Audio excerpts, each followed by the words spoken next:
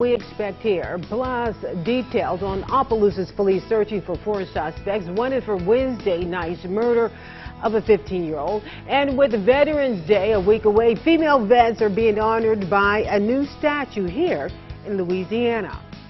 Live from Acadiana, your local news leader, this is Passe Partout. Good morning to you. I'm Renee Allen. I thank you for joining us. Our top story for you this morning. A night of severe weather across parts of states of Texas. Heavy rain, dangerous wind, and even multiple tornadoes reported for parts of that area there. Reporter Aaron Jones is in Powderly, Texas this morning, where several homes were damaged.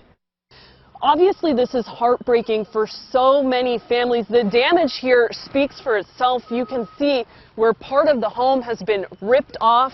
This right here is a gutter. And then over here to my left, a garage door that you can see is just completely mangled. We spoke to homeowners who say when this started, they actually saw clouds swirling over their heads. They knew it wasn't going to be good and got in their hiding places. They could hear the tornado touching down, and then and about a minute later, it was all over. They walked outside to see debris everywhere. The Powderly Volunteer Fire Department says there are about 15 to 20 homes or structures damaged in this area. The good news is no major injuries to report. I know everybody on our street's safe. As soon as it happened, I just started going to the houses looking for people and make sure there's nobody in them and stuff. So, and I've talked to all of our neighbors. Everyone that was home is safe. So that's the main thing. It's a long road ahead, but again, they're just thankful no one was hurt. In Powderly, Aaron Jones, CBS News. In Opelousas, police continue the manhunt for 4 suspects wanted for the murder of a 15-year-old, Contravian George. Opelousas police say Chief Martin McClendon has identified the 4 suspects as 21-year-old Christopher Coleman, 21-year-old Dalen Wheeler, 22-year-old Desmond Green, and Quaylon Robinson, 16 years old there. All 4 are wanted on charges of first-degree murder and assault by drive-by shooting. Chief McClendon says police are committed to finding the 4 suspects and giving that family much-needed relief. Our goal today is to find those 4 persons and bring them to justice and give our family some relief. We will be on a manhunt. We will find them and we will bring them to justice. And more sad news, a Baton Rouge toddler who died on Halloween reportedly died of a fentanyl overdose. That's according to a preliminary autopsy report released Friday morning.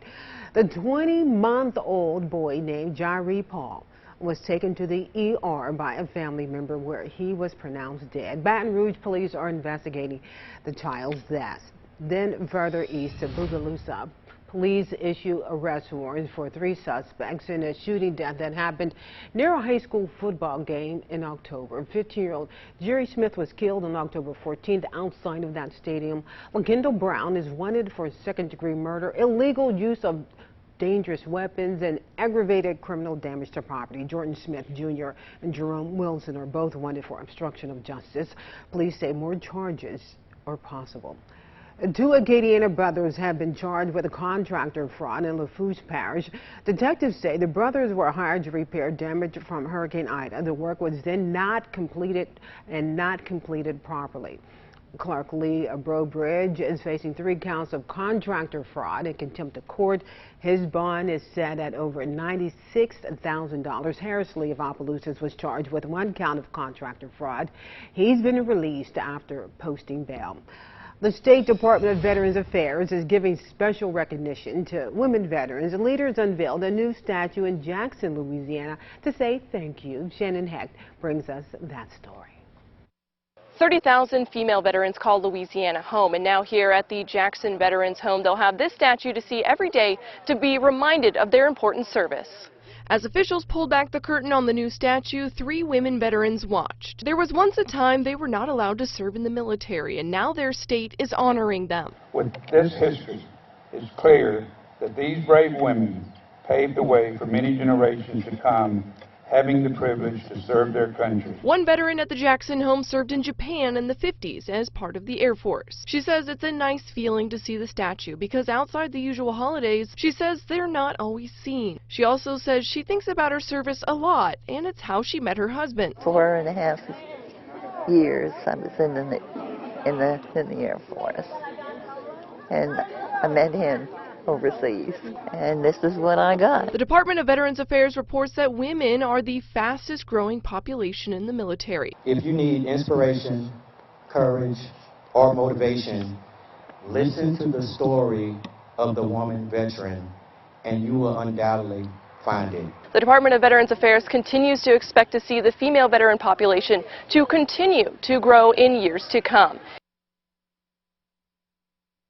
Happening today, News 10 is proud to share with you a special presentation of Veterans Voices. We'll look at veterans in Acadiana and how the community honors them who have served or are currently serving in the armed forces. The special will air today, Saturday, at 6:30 p.m. and again at 10:30 p.m. We hope you'll join us then. Before Tuesday's elections take place, News 10's Dawson D'Amico spoke with the 3 candidates who want to be Breaux Bridge's new chief of police.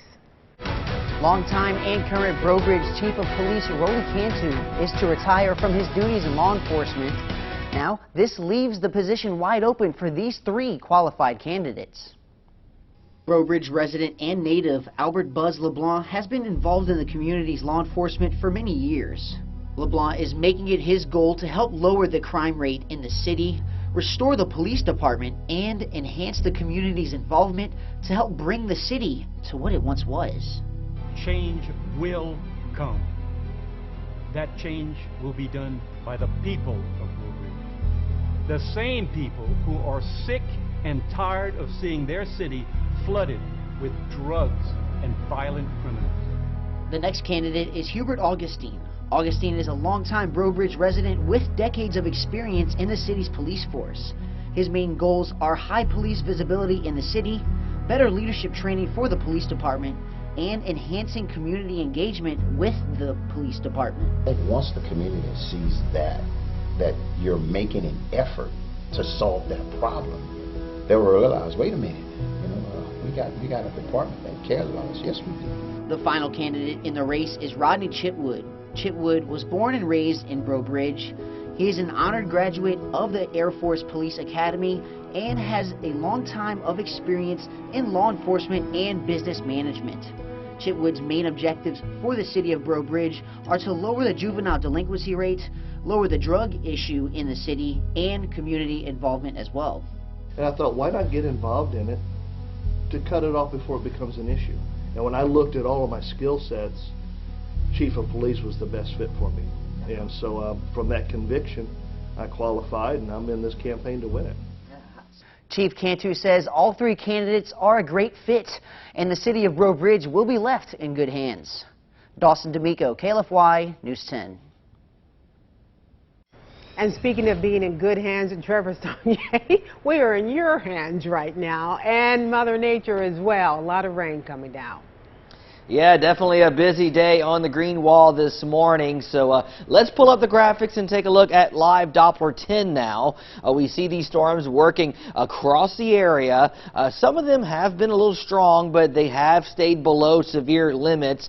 Gusty winds on the leading edge of these storms, though, as they move through. Let's zoom in on individual parishes now, moving across St. Landry, Opelousas, Krotz Springs, Millville, and New Roads. This line of storms continuing to work towards the basin here, moving east at about 40 miles per hour. Down to the south across St. Martin, Parks, Henderson, and St. Martinville now on the leading edge. Lafayette getting some very heavy rainfall. I can hear it on the rooftop here. Karen Crow, Grand Coteau, Church Point, and Youngsville again could see some 30-40 mile per hour wind gusts on the leading edge of this, and also some cooler temperatures. We were in the upper 70s about an hour ago. Now we're falling into the 50s in some spots. This is from Vermilion Parish, Kaplan and Abbeville, Highway 14 here. These storms continuing to work eastward across that area. So notice the temperature now, 60 degrees in Lafayette, 75 in New Iberia, mid-50s further to the north and west across DeRidder and Alexandria. These storms are progressing through, it looks like about another hour to hour and a half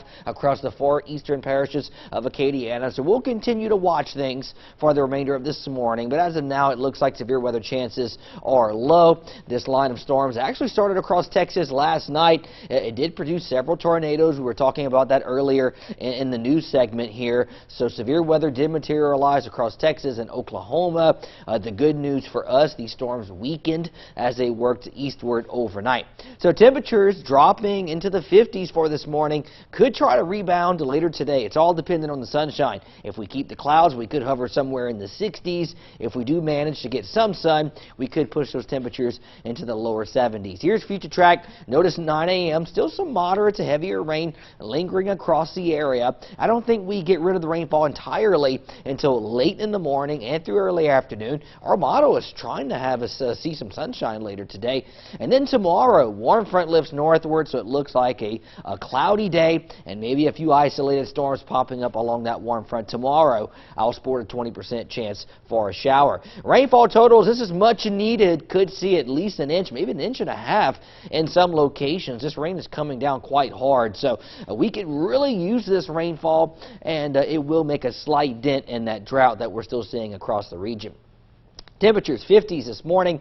Notice we warm briefly into the 60s, 70s this afternoon, falling once again for tonight, but not that much, only in the upper 60s because we have that warm front that will be moving northward. Some warm temperatures tomorrow. Could be talking low to mid 80s. Northerly winds coming in, but temporarily because this warm front lifts northward for tomorrow, and that will bring the south winds right back into the picture. Upper level pattern here. Trough number 1 is moving out. Trough number 2 will linger across the west coast for a while, and this builds a big dome of high pressure across the eastern seaboard and across our area, leading to some very warm temperatures next week. Now, across the tropics, we have Tropical Depression Lisa that's sitting in the Bay of Campeche, and then we also have another storm that's, or another potential storm that's still getting going here across the Caribbean. GFS model is actually latching on to this, a 60% chance for development with this wave as it moves northward out of the Caribbean and could move towards Florida in about a week's time. Here's that GFS model. Notice it does show a broad low pressure trying to work westward towards Florida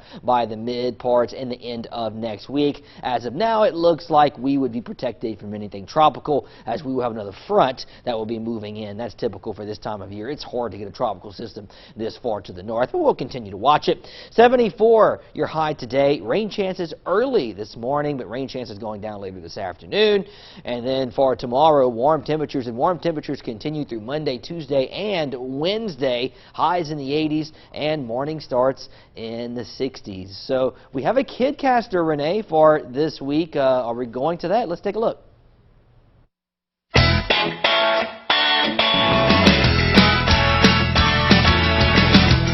This is your Kidcaster segment for this week. So what's your name? Aubrey. So what do you like to do for fun? Dance. Are you good at it? Well, I can't sing or dance. That's why I do weather. So what else do you like to do for fun? Do you like weather? So what do you like about weather? Do you like bad weather, or do you like when it's hot or cold? When it's hot. You like when it's hot? Do you like when it's sunny? Yeah, me too. So are you ready to do the forecast? Yes. All right, get right here by my shoe and read off the forecast for Saturday, starting with the morning. On Saturday morning, it will be 68 degrees, and there's going to be some storms. Noon.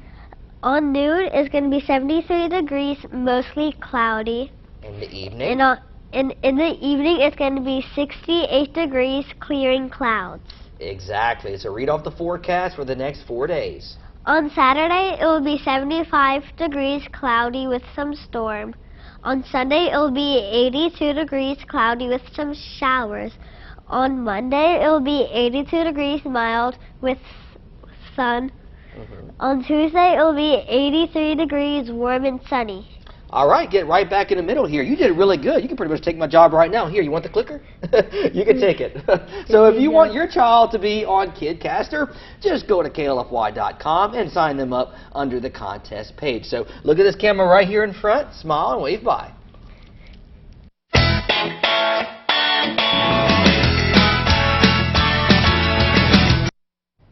mean, she did a fabulous job. I think she had the hardest one. Yeah, she had mixed everything. Sunshine, clouds, clearing clouds. I mean, she did a fabulous job to the point that you're handing over your remote. Yeah, and it's really hard, for these kids to come in. These big cameras are in your face, and the studio is just so big. It's huge. Yeah, it's very nerve-wracking for these kids, but she handled it really well. She did a good job. Yeah, and when you factor all that in, then you can just give her like A++++. Yeah, exactly. You got it, girl. All right, coming up here on Passe Partout, Louisiana's Renaissance Festival.